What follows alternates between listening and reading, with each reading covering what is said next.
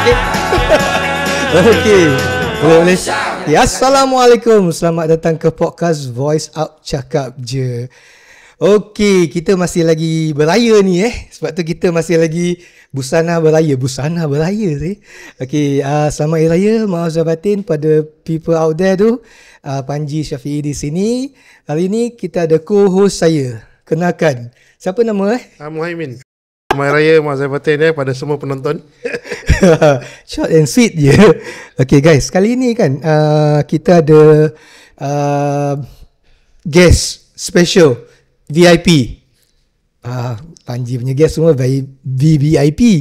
Hari ni VVVIP. Okay, kita selalu nampak dia kan. Korang mesti kenal muka dia. Mana-mana pergi Saturday Sunday mesti nampak muka dia. Dia kalau dia in the majlis walimah, majlis kahwin, dia you know him only as a kadi. Tapi kali ni kita jemput dia bukan as a kadi, tapi kita jemput dia as a, nanti Panji bagi tahu apa tu dia. Mari kita kenalkan Ustaz Irwan Shah. Selamat datang Ustaz. Selamat datang. Assalamualaikum. Waalaikumsalam warahmatullahi Waalaikumsalam warahmatullahi. Tengok handsome tak Ustaz kita hari ni? Kadi / Ustaz. I think dia pun seorang entrepreneur. Betul Ustaz? InsyaAllah. Nanti kita tanya pasal dia punya business Ustaz, maybe okay, kita go straight to the Ruqyah. Orang kenal you as a kadi. Okay, but little that we know that you also a peruqyah juga at one point of time in your career kan. Need a little bit of that intro Ustaz.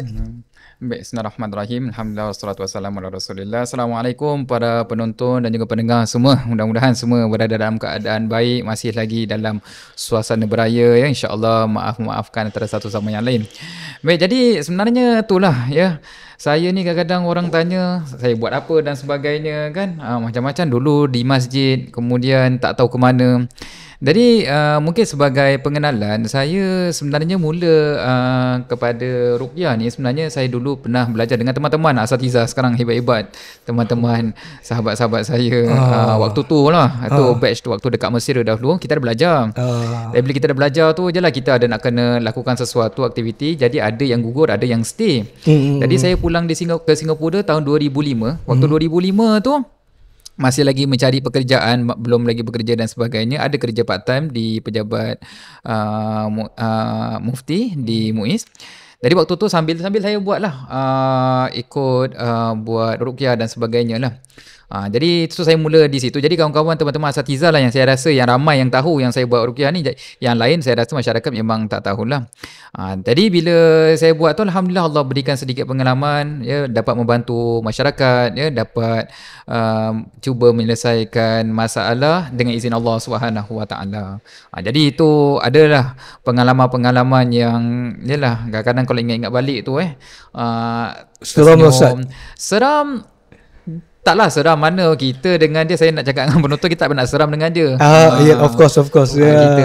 Kita tenang aja. Tapi jelah pengalaman-pengalaman yang sebelum ni kita tak lalui lah. Dia tak ada kita dapat dalam buku ataupun apa. Tapi daripada pengalaman lah.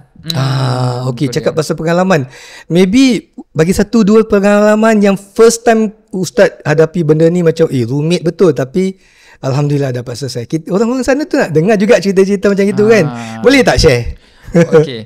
Dia macam tadi kan kita kata seram gitu kan. Jadi bila kita seram ni sebenarnya benda tu sebenarnya seram dengan kita. Seram dengan kita? Dia takut dengan kita sebenarnya. Jadi saya kongsi satu cerita ni. Ada satu ketika tu saya dengan kawan-kawan saya, adalah kawan daripada Azhar juga, asatizah lah semua kawan-kawan kan.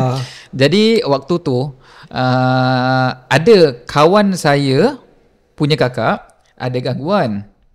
Jadi dia kata, since saya buat ni, jadi boleh tolong tak? Saya cakap boleh. Saya ajak kawan saya yang satu rapat dengan saya ni. Dia mungkin kalau dengar dia tahulah siapa yang rapat dengan saya tu. Jadi kita mau pergi dekat rumahnya, dekat kawasan Yunus. Okay. Jadi kita sampai dekat rumahnya tu, saya rasa dah malam, dah 10 lebih saya kira. Okay. Jadi kita nak ruqyahkan kakaknya lah, pasal kakaknya ni ada gangguan. Jadi bila kita nak, belum buat apa lagi, dia dah terpekik-pekik. Terpekik kuat-kuat macam gitu lah.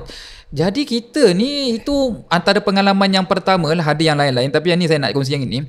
Jadi kita satu, rumah tu rumah HDB.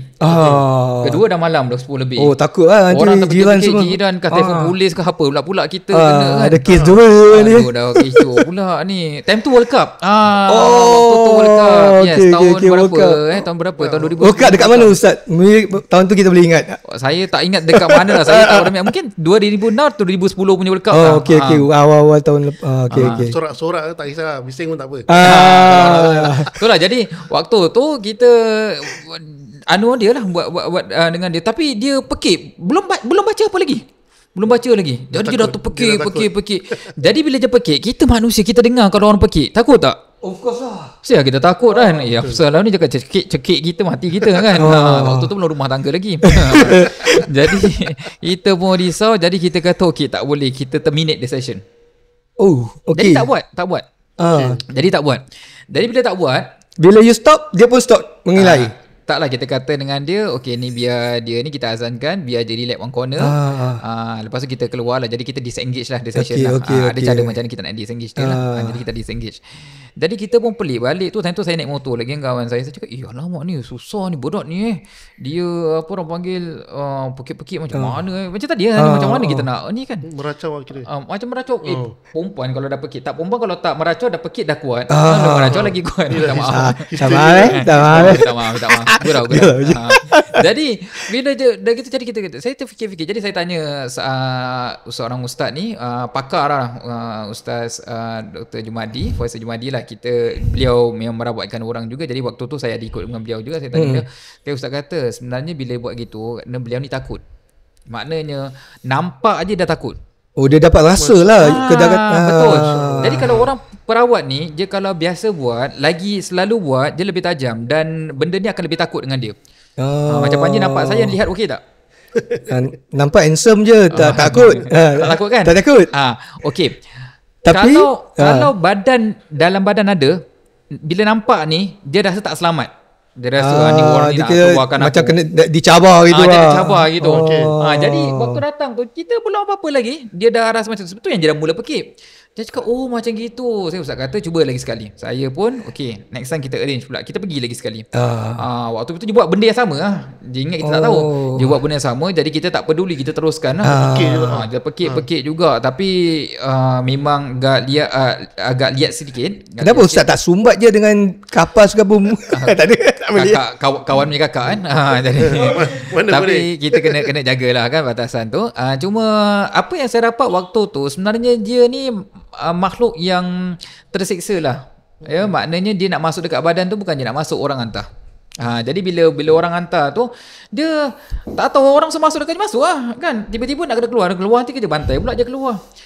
Jadi dia tersiksa tak hanya dan dia bukan Islam. Jadi waktu tu kita kasih sedikit masa lagi untuk dia fikir untuk keluar masuk Islam dan sebagainya. Jadi alhamdulillah izin Allah SWT, saya ringkaskan, jadi kita dapat, alhamdulillah izin Allah dapat keluarkan lah.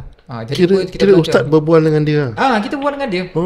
Cuma bila kita bual ni je, suara tak sama macam gini lah. Suara je suara lain kasar lah. Tegas sikit lah. Kasar, tengoklah macam mana. Kadang-kadang ada yang kasar, ada yang lembut, ada yang macam-macam lah. Tapi biasanya kasar. Jadi nak keluarkan tu senang ke susah ustaz? Berapa jam? Yang tu lama. Yang tu World Cup tu sampai saya ingat apa, ada penalty ke apa, saya pun lupa lah, tak ingat sampai sangat. penalty habis pun masih lukis lagi. Penat. Adalah dalam 3 jam saya kira, 3 jam setengah gitu. Wah, ini jangan cakap dia yang penat, ustaz pun yang penat. Tak, memang kita penat. Dan satu yang orang tak tahu sebenarnya, ni saya beritahu lah mungkin penonton pun nak tahu benda ni kan. Sebenarnya bila kita ubatkan orang, kita punya batin penat. Kita akan penat. Maknanya bila nampak biasa kita tak penat, nampak steady. Tapi kita memang balik penat. Jadi kalau macam contoh lepas tu kita perlu ke tempat lain lagi, memang akan penat. Kalau orang yang kita ubatkan tu pun dia rasa penat. Dia apa Ustaz? Dia macam absorb energy ke apa? Pasal kita lawan menggunakan batin kita kan. Betul. Jadi penat lah. Fizikal nampak macam biasa duduk je gitu, tapi sebenarnya penat sebenarnya. Betul. Jadi memang itu yang mungkin tak ramai yang tahu dalam bab inilah. Jadi macam dia lah satu pengalaman lah kan. Waktu masih bujang lagi. Jadi alhamdulillah. Itu kira pengalaman pertama ustaz lah. Itu antara yang pertama lah. Antara yang awal-awal lah. Kalau pertama ada yang mudah. Okey. Ada yang mudah je, tak semua susah sebenarnya, tak semua susah. Kadang-kadang yang mudah ni mungkin saya kongsikan supaya kita pendengar penonton ni tak tertipu dan sebagainya kan. Contoh kita memang tak ada apa-apa, tak ada gangguan apa-apa, tiba-tiba kita jalan mana malam ke, bawah pokok ke, kita terlanggar apa ke, ataupun benda tu minat dekat kita, ikut kita je. Biasa kalau 1, 2 bulan, 3 bulan, 4 bulan dengan kita ni, kalau kita nak keluarkan mudah insya-Allah.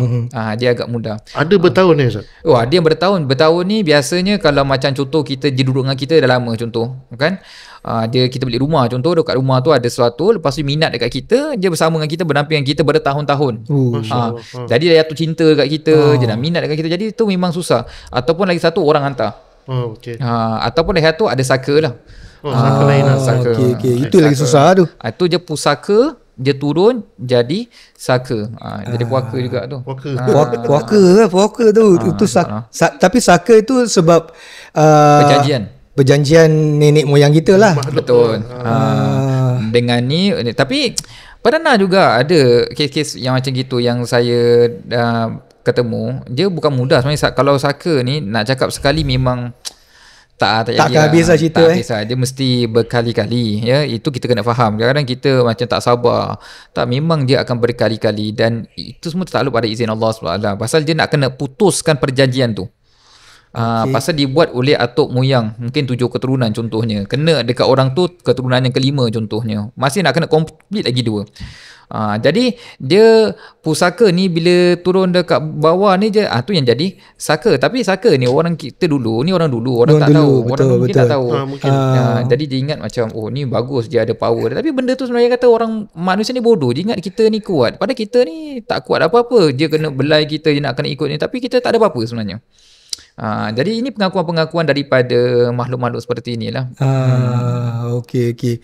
Itu saka Ustaz. Tapi kalau macam saka tu come with dengan barang ke ataupun dia baisaf aja? Ada orang dia ada melalui keris, barang-barang, ataupun dia memang tak payah benda-benda ni semua, tapi saka itu akan terlompat pada badan keturunan dia sendiri. Macam harta pusaka gitu. Macam do you need to be aku terima. Pasal cerita-cerita banyak. Aku terima cerita saka kau, tapi ada tak payah tiba-tiba masuk dalam badan. Itu dah macam magic lamp. Macam magic lamp. Betul, sebab banyak cerita macam-macam. Version kita kan. Banyak version. Dia kalau macam tadi kata tu barang keris dan tu mungkin kita kata susuk lah. Tu kata susuk. Okey. Tapi kalau macam saka ni macam gini contoh saya salam Muhammad Contoh contohlah Muhammad ni keluarga kan. Family lah. Jadi saya contoh dah nak meninggal kan. Jadi saya cakap ni orang nak meninggal suara dia baik-baik saja. Tak ada. Boleh boleh. Macam itu boleh. Itu biasa akad nikah. Akad dia. Akad dia. Jadi maknanya saka ni dia tak pergi kepada saluran lelaki, biasa dia akan salur perempuan. Keturunan perempuan. Dia akan pergi ke perempuan. Jadi maknanya macam itu. Dan biasa macam tadi tanya, saka ni macam ni kita dapat ke apa, tiba-tiba masuk je ke macam mana? Biasanya dia akan ada ijab kabul. Ijab kabul ni maknanya contoh macam nenek, iut ke dan sebagainya, dia dengan sakit dan sebagainya, tiba-tiba dia panggil kita pun kesian tengok dia sakit. Kenapa ni? Dia kata pegang tangan kita, gini boleh kita pun ya kan. Kita tak tahu apa. Kita kesian, mana kita tahu ada apa. Kita pun main ya kan. Kan tiba-tiba rupanya transaction tu masuk dekat kita. Dia dah hantar kira dekat kita. Dan biasa dia akan ambil the youngest lah, paling muda lah, paling lemah perempuan. Tak, memang dia akan ambil biasa daripada jalur perempuan. Jarang ambil memang perempuan lah, biasanya ke perempuan. Apa sebab dia? Memang perjanjiannya begitu. Dia satu lagi kadang-kadang kita ni toping besar kan, tapi saya cuba ringkas sikit. Boleh. Kadang-kadang kita ada wanita dia contohnya dia mengandung, tapi tiba-tiba hilang.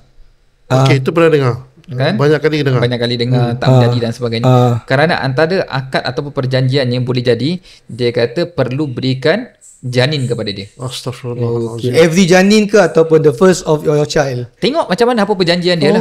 Jadi kadang-kadang orang perik, asal asyik bila orang panggil mengandung asyik hilang. Rupanya benda tu makan. Ni betul lah ni. Betul lah ni. Ada pernah dengar. Jadi memang benda ni memang betul.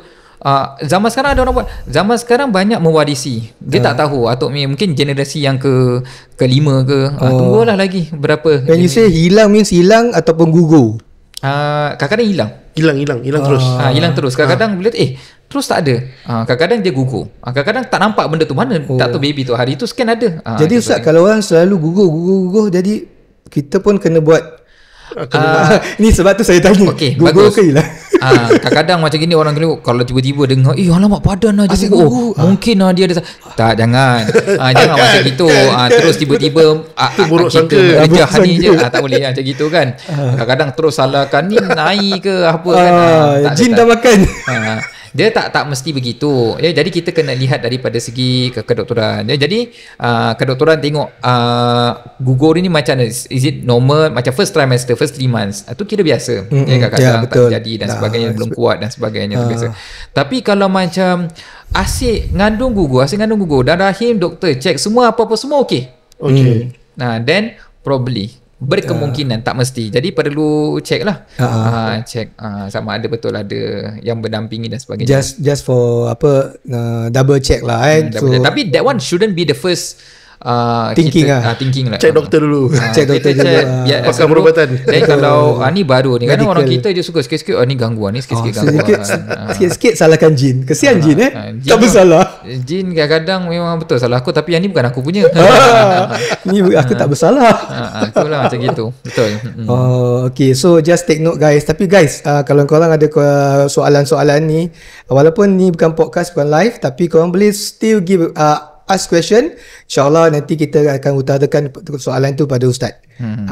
Okay, kalau kau ada soalan-soalan yang kita tak dapat bagi tahu, tanya Ustaz. Okay Ustaz, kita move on to another question. So this one very common dekat TikTok selalu kan. Macam mana? Selalu kita dengar. Okay, saya Ustaz, kau dekat negeri mana lah. Okay, sekarang aku rukiahkan kau. Okay, kau get ready Lepas tu benda orang tu jin pun dah hilang. Ataupun is there such a betul ke ruqyah tu ruqyah yang betul? Online ruqyah. Online ruqyah. Macam boleh ke? Macam I mean kadang-kadang kita macam pelik macam ni betul tak betul dia buat pakai TikTok je, pakai online tiba-tiba orang tu dekat luar negeri tiba-tiba dia ubatkan dan sebagainya. Okay, untuk jawab ni saya kongsi satu pengalaman. Okay, best. Saya suka pengalaman. Okay, saya pernah ada satu ketika tu ni waktu yang saya kira saya dah tak buat ruqyah secara serius lah. Okay. Kan jadi ada waktu tu malam tu saya tak berapa ingat, tapi sama ada saya perlu hadiri kuliah, ada kelas kuliah, ataupun saya ada nak solat tarawih, kena imam tarawih. Macam gitu. Tapi kisahnya seorang ibu ini dia nak pergi umrah. Okay. Malam tu flight dia. Ini kat Singapura ni? Singapura. Jadi malam tu flight dia nak pergi, 3 orang lah nak pergi. Jadi bila nak pergi tu dah siap-siap semua beg dah ready, tiba-tiba je terkena gangguan. Okay.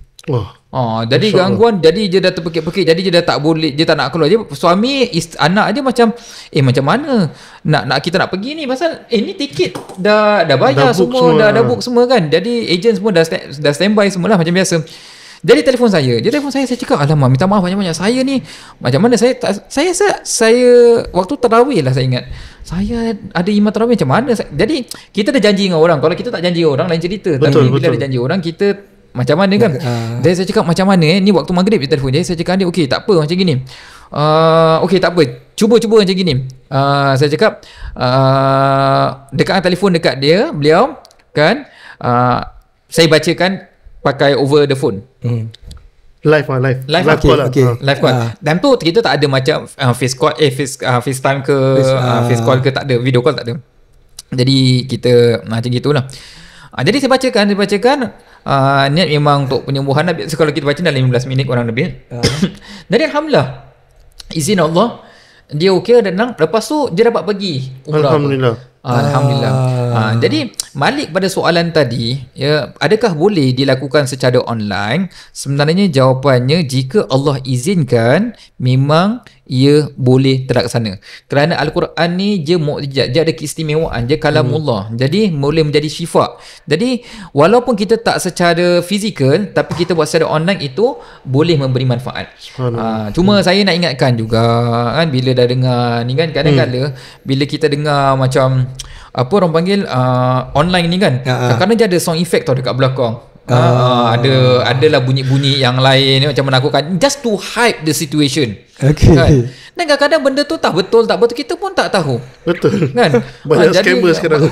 Banyak scammer. It's just because to get content, untuk ramai orang ikut kan, untuk orang bicara lagi. Orang kita je suka sebab hantu-hantu kan, kena possess kan. Ni memang favorite gosip, gaduh ni semua memang favorite. Ni betul, jadi hype kan ni. Jadi orang suka, jadi orang pun percaya. Jadi dekat sini datang bab amanah. Dan bukan semua orang yang contoh pakai songkok ustaz kan. Dan saya nak tekankan juga, bukan semua ustaz boleh ruqyah, dan bukan juga semua peruqyah tu mesti jadi ustaz. Ada peruqyah kawan-kawan teman-teman saya yang bukan ustaz. Tak semestinya. Betul. Tapi dia orang okey.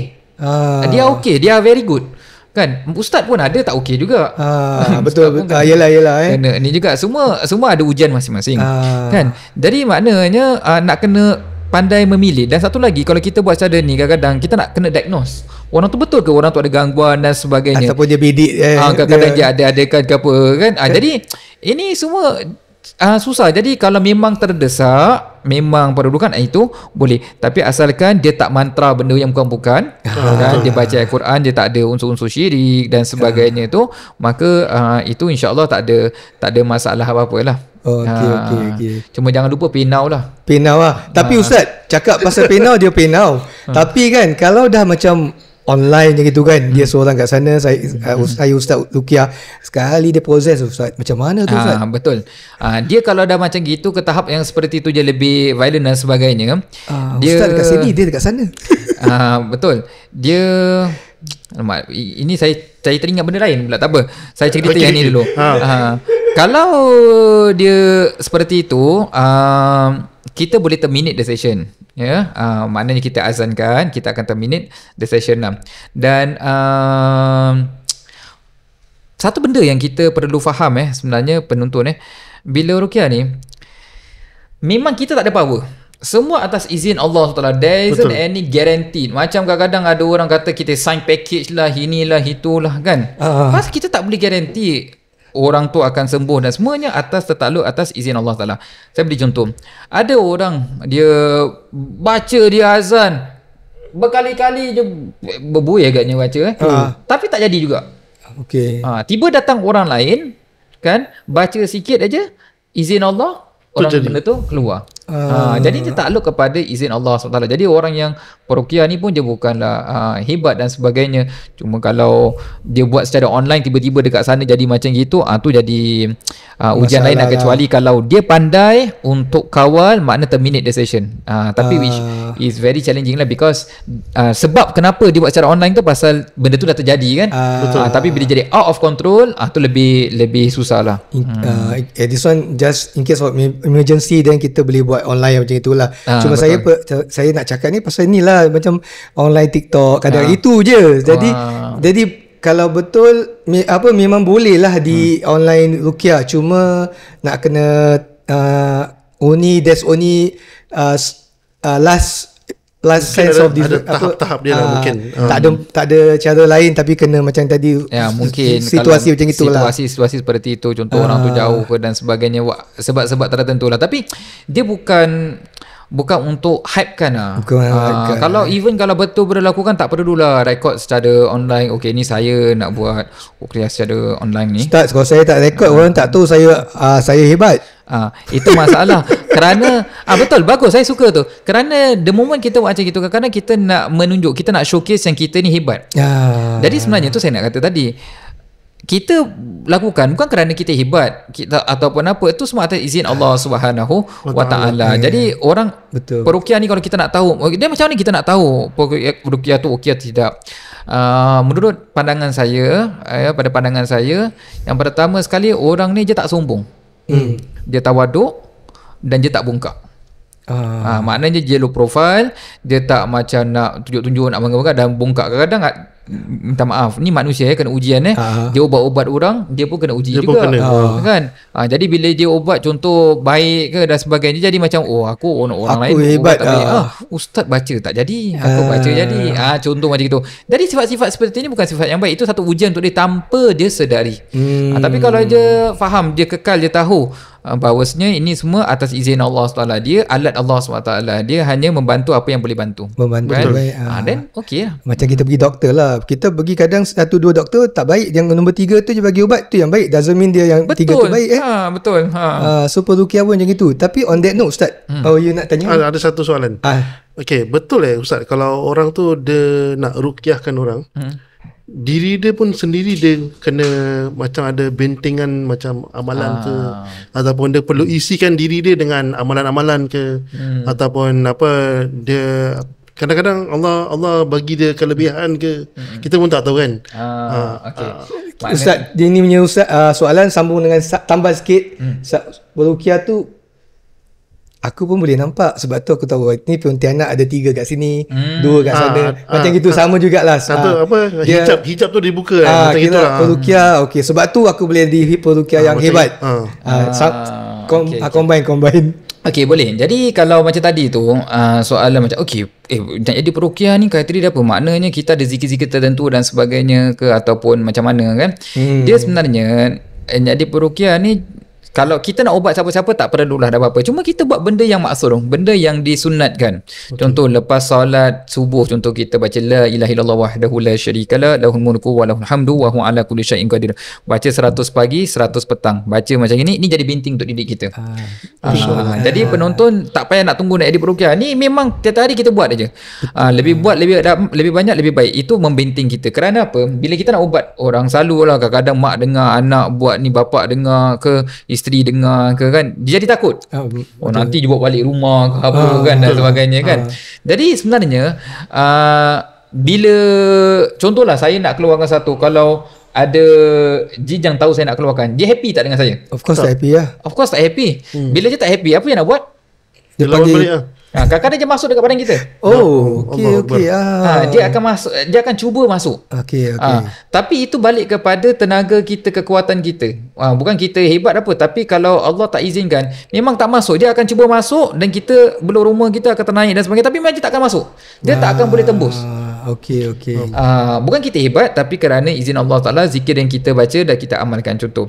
Jadi bila tak dapat masuk, apa jadi? Kadang-kadang ni nak kena tahu juga. Kadang-kadang dia buat perselisihan antara suami isteri, antara anak dan sebagainya. Betul. Dia tak dapat kacau ustaz, dia kacau family lah. Jadi dia kacau lain. Jadi dia buatlah benda-benda supaya kita berhenti daripada melakukan ubat.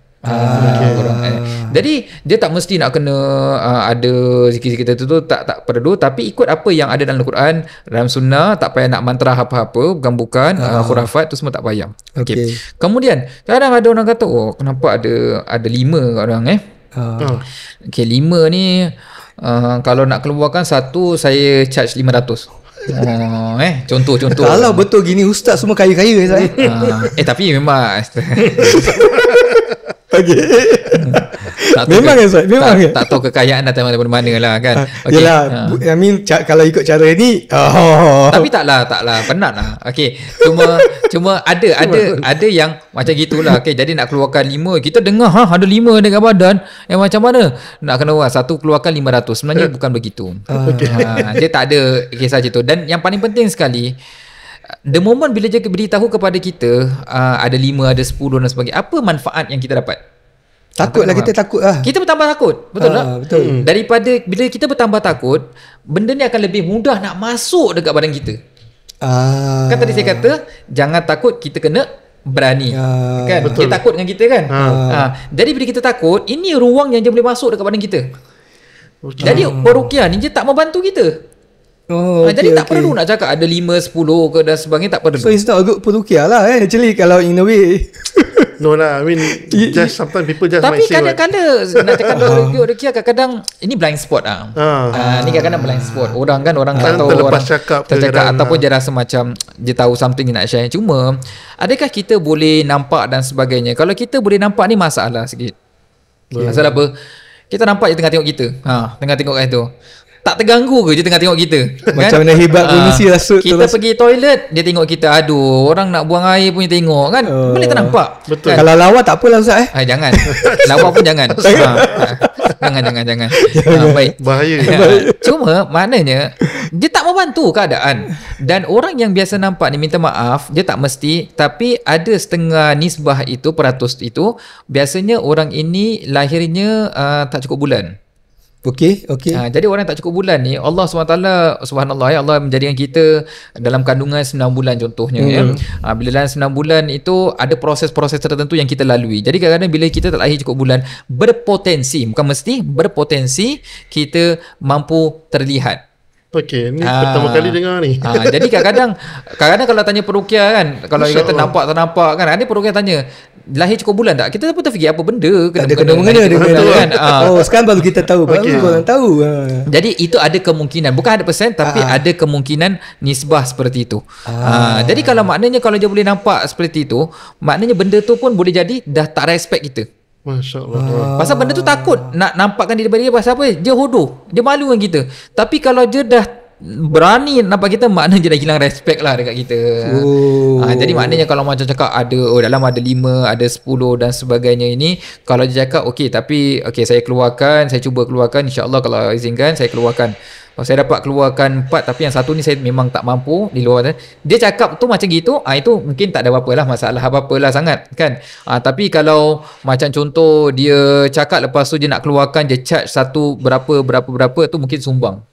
Tu mungkin tak sedap lah. Cuma masalah juga kadang-kadang pesakit ni bila kita cakap ada 5, 6 kan, apa tau dia jadi? Dia jadi bangga. Dia cakap dengan kawan-kawan ni, aku mau nak kata aku ada 5, 6 dekat dalam macam gitu. Dia jadi cerita-cerita, orang tak tahu pun orang jadi tahu. Jadi sebenarnya benda-benda seperti ni adalah sir, adalah rahsia. Jadi kita perlu jaga dah. Betul. Alamak Ustaz, kita kecabaran. Saya elak daripada sana, sini pula gangguan. Itulah tu. Tengok kita punya ganggu, kita punya cabaran nak buat podcast ni. Jin ganggu. Tengoklah, nak elak daripada sana. Mana kita nak kenal tanda-tanda orang tu dah kena rasuk ke ataupun dah kena macam sihir. Tanda-tanda dia. Tanda-tanda tanda-tanda ni sebenarnya ada banyak lah. Kadang-kadang orang malas nak solat. Kan bila belajar je ngantuk. Kan ni antara tanda-tanda yang zahir lah. Kalau tanda yang biasa dikaitkan contoh dekat tengah tidur lah. Waktu tengah tidur. Waktu tengah tidur ni maknanya kadang-kadang dia tiap-tiap kali mimpi benda yang menakutkan. Nak ular kejar lah, ada budak kecil nak minta susu lah, jatuh daripada tempat tinggi lah kan. Benda-benda yang menakutkan. Dia bukan sekali, bukan jumpa sekali terus dah. Dia selalu akan berkali. Saya nak beritahu kepada penonton, kalau anda dah mula bermimpi berkali-kali, do something. Mimpi apa Ustaz? Mimpi lah, contoh ada budak minta susu kan. Budak asyik mimpi dah 3 kali mimpi contohnya. Ataupun mimpi kena kejar dengan binatang buas, ataupun ada ular nak patuk dan sebagainya. Ular tu bukan nak dapat jodoh. Ular kalau nak patuk pun kalau boleh kita elak. Run for your life. Okay. Benda seperti ni sebelum dia masuk, dia akan beritahu signal dulu. Dia petanda sebenarnya. Dia ada masuk rumah beri salam kan. Ni pun dia beritahu dulu. Is either kita ambil action ataupun kita buat macam biasa. Beradab juga benda ni. Jadi sebab itu macam gitu. Sebab tu kalau kita perukiah ni, kadang bila kita datang rumah, kita tanya apa cerita dan sebagainya, lepas tu kita tanya juga, nak tahu kan tanda-tanda kan betul ke tidak kan. Kita tanya juga, ada tak mimpi benda-benda yang menakutkan ataupun ada mimpi benda pelik-pelik, kena kejar binatang buas. Itu soalan-soalan yang normal. Mana-mana pun akan biasa ditanya seperti itu. Masya-Allah. Jadi itu kena kedap lah. Tapi pada waktu yang sama je, bukan macam one time terus kita, kerana mimpi ni kadang-kadang dari segi psikologinya, kalau kita stres pun kita mimpi. Tadi tengok cerita hantu. Kan? Jadi Dia akan ada retain dekat sini, dia akan terbawa dan sebagainya. Jadi dia syaratnya dia berterusan lah. Lepas tu kadang-kadang bila kita bangkit daripada tidur, kita tiba-tiba nampak dekat badan tu ada macam lebam. Okay. Lebam bila tekan tak akid kan ada seperti itu. Dan juga mungkin dia lah tanda-tanda yang lain yang kita tak tahu mana kita dapat benda ni. Betul. Jadi itu antara tanda-tanda orang itu dia ada terkena gangguan. Jadi ini pun satu yang kita perlu beri perhatian lah. Cuma saya pernah dulu saya kongsi sikit lah. Boleh. Saya waktu tu saya kerja dekat masjid. Jadi waktu tu saya nak ambil zakat. Orang nak tunaikan zakat lah. Orang tu nak tunaikan zakat. Jadi saya bila dekat depan tu, saya tengah nak ambil kat kaunter tu, sekejap nampak saya tiba-tiba terus trigger lah. Dia tertrigger terus terpekik. Astaghfirullahaladzim. Saya dah cakap, ya Allah, dah sudah. Kenapalah pula orang ni Tengah nak bayar zakat. nak tunaikan zakat. Jadi bila kena tu dia tertrigger. Pasal apa? Dia tengok kita. Jadi maknanya saya nak kata apa, kalau dia tertrigger contoh, itu pun antara tanda orang tu ada terkena apa-apa gangguan. Jadi ni semua kita kena berikan perhatian lah. Cuma ada cara-cara lain lagi juga kita. Kadang ada orang tu macam biasa je, tak apa, dia diam, dia baca Quran pun dia diam, dia tak lawan. Pasal dia tak nak kita tahu yang dia ada di dalam. Macam gitu. Tapi dia rasa panas je. Dia rasa panas lah. Dia tengoklah bila kita baca Quran ini, semua orang baca. Kadang-kadang hafiz baca, kan, ustaz baca dan sebagainya. Tapi kadang-kadang bacaan seseorang itu lebih tajam daripada bacaan orang lain. Betul. Okay. Saya pernah dengar cerita ni. Kawan saya dia dia kena kacau, tapi dia baca ayatul kursi. Okay, macam baca ayat, macam biasa orang selalu baca ayatul kursi kan. Yang peliknya dia ketahukan balik. Ada pernah berlaku macam gitu lah. Dulu saya betul. Dia ketahu itu orang yang kena kacau, dia ketahukan orang yang bacakan tu ruqyah. Pasal dia baca tak betul. Betul. gitu jin tu lagi pandai daripada Jadi kadang-kadang kalau dia terlupa ke apa ke, benda tu akan ketawakan. Dia correct us lah. Kau nak ajar aku, kau baca pun sendiri tak betul, kau pergi baca mengaji dululah. Contoh macam gitu. Jadi ada yang juga kena macam gitulah. Tapi kadang-kadang diorang ni jin ni ada jin yang Islam. Ya, diorang faham apa yang kita baca tu. Sebab tu baca ni peranan lah. Begitu juga kadang ada orang, tadi saya lupa nak cakap, kadang orang ni tidur asyik kena tindih je. Tidur kena tindih. Sleep paralysis dia orang kata in English lah. Tindih sekali-sekala tu tak ada apa sangat lah, mungkin benda lain, tapi dia kerap sangat. Tu berkemungkinan. Ada kemungkinan juga. So all this you kena take action lah. You kena take note lah. Okay, betul. On that note kan Ustaz, okay, benda-benda kita dah rasa macam ini, ataupun umpamalah kalau kita kadang-kadang dalam kenderaan kita drive ke tengah itu, kita ternampak gangguan kat belakang, you will definitely macam terkejut, tergamam sampai boleh accident. So what are your advice kan? Bacaan apa yang kita nak baca? Kadang kita tahu baca, tapi at that time kita tak tahu nak baca, macam jam. Jadi maybe the advice, kalau terjadi gini, apa you kena buat, dan apa kena baca, basic one, boleh at least hilangkan benda-benda ni. Saya lihat ni ada dua sudut. Saya sudut pertama dulu, kalau macam contoh kita tengah mandu, tiba-tiba kita nampak ada benda-benda yang tak sepatut kita lihat, kita nampak, kan, kita boleh baca ayat kursi. Ayat kursi kita baca, lepas tu wala ya'udu hifzuhuma wa huwal azim, kan, kita tiup tangan kita sapu dekat badan kita lah. Tapi itu dekat traffic light boleh lah, jangan free hand waktu tengah drive ke apa kan, tengah motor ke apa, berhenti dulu boleh. Tapi biasa kalau gitu tak berhenti aja, lagi cepat nak balik. Keluar dari tempat tu. Ataupun dia baca bismillahirrahmanirrahim la yadurru ma asmi syai'un fil ardi wa sama wa samil alim, ya, a'udzu bikalimatillahi tammati min syarri ma khalaq. Ya. Ni semua adalah doa-doa zikir yang boleh kita baca, ayat kursi, 3 kun kita. Dan kita kena try tau. Saya kadang-kadang saya tak ingat, kadang dah ingat saya cakap lah. Kalau kita kena tindih, kadang-kadang baca ayat kursi tak jalan. Tak jalan. Baca keluar Allah tak jalan. Rupanya surah An-Nas yang jalan. Kadang-kadang baca surah An-Nas tak jalan, baca yang lain. Jangan pasrah aja. Kena cuba continue untuk untuk baca. So jin tu ada allergic to certain surah je lah. Betul. Macam kita lah. Ada certain surah tu lebih power bila terkena dia. Ada je macam okey sikit. Contoh macam gitu. Ini kalau macam contoh kita ternampak. Ternampak. Tapi yelah, hari ni kan kita ada yang bawa PHV kan, dia pandu dan sebagainya. Ini betul. Satu benda yang saya belajar dulu. Kadang-kadang kita dengar ayat Quran dekat dalam kereta lah contoh kan. Tapi jangan buka ayat ruqyah. Okey, sebabnya? Okey, kalau kita buka ayat ruqyah contohnya, kalau kita ada gangguan, contoh kita buka ayat itu, dia takut dia trigger, dia boleh menyebabkan kemalangan. Oh, kira-kira kita marah, kita bagi dia kita lagi bakar marah dia. lah. Bakar dia. Ataupun ada passenger, tiba-tiba passenger tu memang ada gangguan, dah sudah tiba-tiba kamu bawa dia dekat belakang trigger. Dia trigger, dia terpekik ke apa ke, dan ini public, kita tak tahu orang ni, kita nak sentuh apa macam-macam boleh jadi. Betul. Jadi elakkan. Cuma kalau baca surah Al-Baqarah tu okey. Surah Baqarah is okey. Baqarah ni kat rumah memang baik, cantik betul.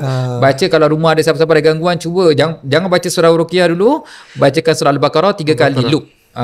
Kalau kita boleh baca sendiri, alhamdulillah. Kalau tak boleh, bacaan daripada pemain apa pun semuanya boleh, cuma kita ikutlah nanti lah. Kita ikut kita ataupun waktu contoh kita tidur lah. Kita balik pagi ke apa kan, kerja malam contoh, ataupun balik petang ke apa, kita mainkan malam tu, biar je pusing, semua kawasan rumah dengar. Cuma ingat, pintu tandas tutup. Kenapa pintu tandas tutup Tu tempat dia. Yalah, kalau tempat dia macam mana, kenapa tutup Dia boleh keluar masuk. Kerana dia akan sembunyi dekat tandas. Nanti kita dah habis baca, kita buka lepas tu dia akan keluar balik. Jadi kalau kita tutup, dia tak akan masuk dekat dalam. So buka Tutup. Jadi dia tak masuk dalam. Okey. Macam pagar gitu lah. Macam apa. Cuma tingkap tu kita kena buka sikit supaya dia dapat lari. Kadang-kadang orang pun mengakal. Dia kena ada keluar exit. Ada. Kita tutup, dia tak boleh exit. Dia stay lah. Tutup memang tak boleh ni. Kadang-kadang kata je boleh tembus apa. Kita tengok cerita movie agaknya tembus kan. I see. Dia mesti nak ada saluran juga. Jadi baru dengar. Jadi kau ni buka sikit. Buka, jadi ada exit point lah untuk dia keluar. Okey. Ustaz, sebelum kita end this podcast kan, saya pernah dengar kan, macam tadi Ustaz cakap, tandas kena tutup, especially kalau yang tandas tu menghadap bila you tengah tidur kaki. Sebab nanti jin tu, especially for the woman, bahaya. Betul ke macam itu? Macam dia akan tandas ni memang kita tahulah. Tandas, kita masuk tandas, kita baca doa, ya Allahumma inni a'udzubika minal khubuthi wal khaba'ith. Memang dekat situ ada jin-jinnya lah. Bersih macam mana pun memang akan ada lah. Tapi yelah, kita bila dekat rumah ni, bukan kita boleh pilih design rumah kita nak build macam mana dan sebagainya kan. Tak tahu. Jadi kadang-kadang itulah je lah yang ada. Jadi kita sesuaikan. Cuma kalau kita ada berpintu, tandas kita berpintu, mana kita tutup lah. Tapi ada orang tandas tak berpintu pun tak apalah, tak ada masalah apa. Cuma kalau orang panggil dia ada pintu tu, baiknya adalah dia tutup. Pasal kita tak tahu, takut dia mengganggu kita, je lihat kita. Pasal memang tu tempat dia lah. Kotor lah, tempat kotor lah. Memang tempat kotor, tempat dia diam lah situ. Tempat dia duduk lah. Dia beranak pinak kat sana. Okay. Tapi sebenarnya kalau siapa yang boleh nampak, sebenarnya dekat tandas tu banyak tempat yang dia duduk dekat dalam. Jadi memang kadang-kadang dia simpan. Siapa ada saka kan kadang. Saka biasa je kadang-kadang dia duduk dekat tandas sebenarnya.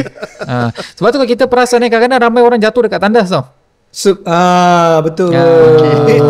Kan? Bila jatuh ni waktu maghrib tengah angkat wudu, waktu subuh tengah nak solat subuh angkat wudu, jatuh.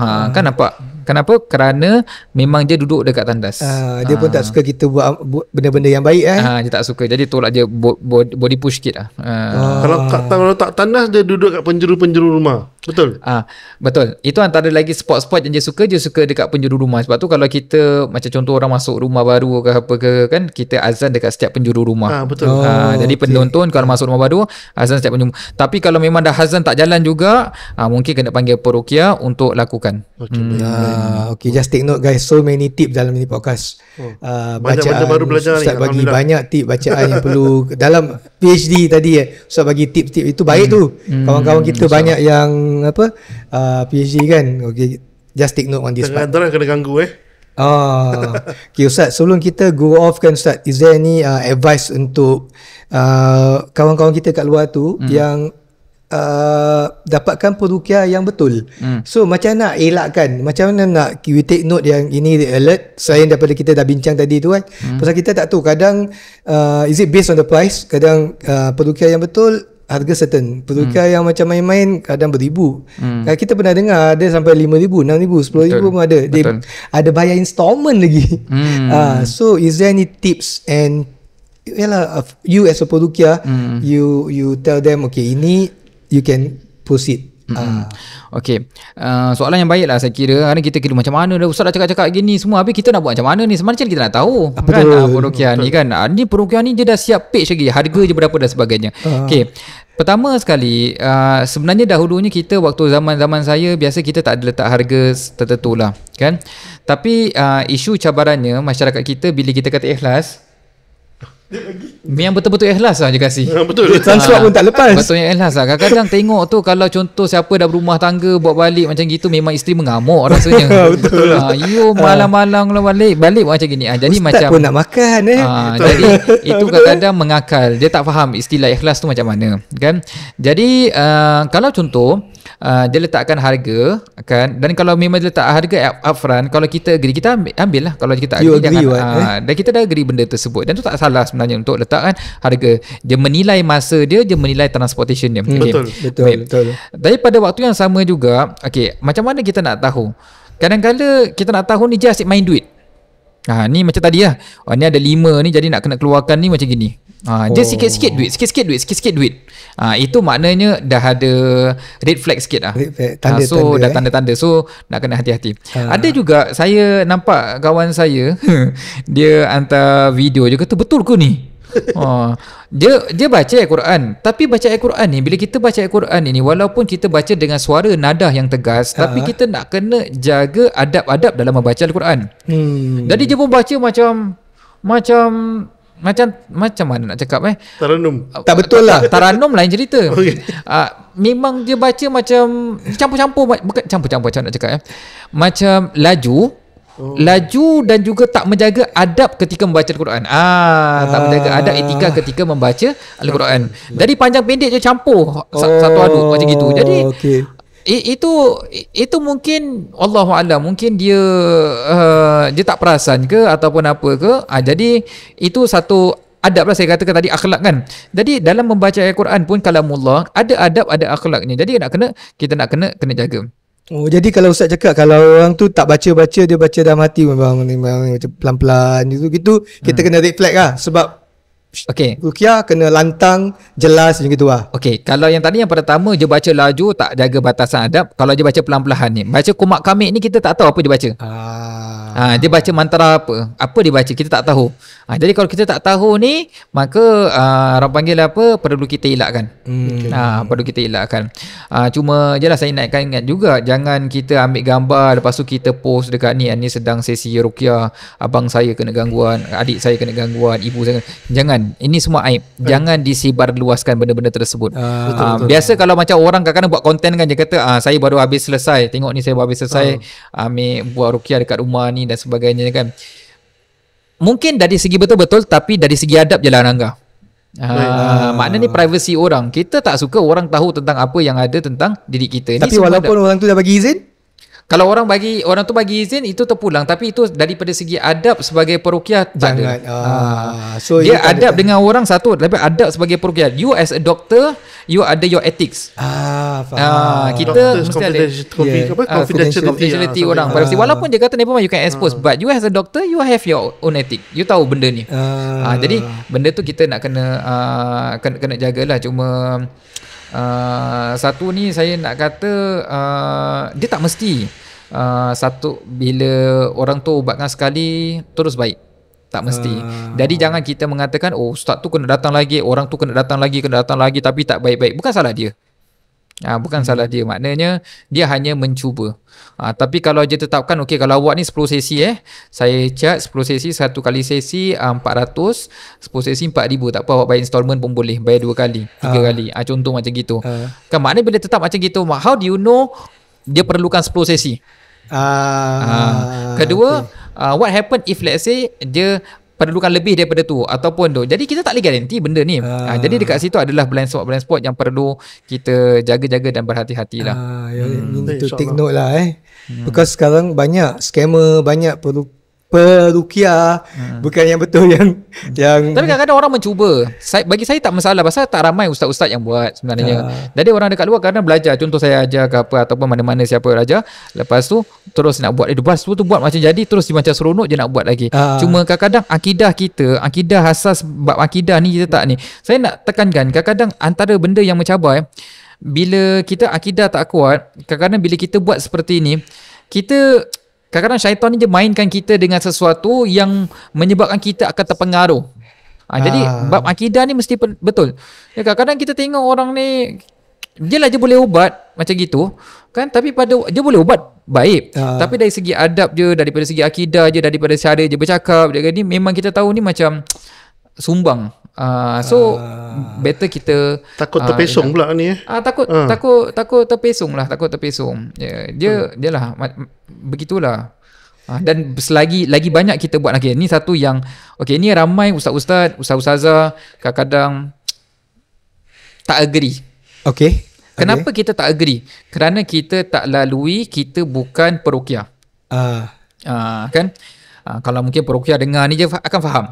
Kerana every time kita bila ubatkan orang, kita akan dapat pengalaman baru, which these experiences ni dia tak reflected dekat mana-mana dalam buku ataupun apa.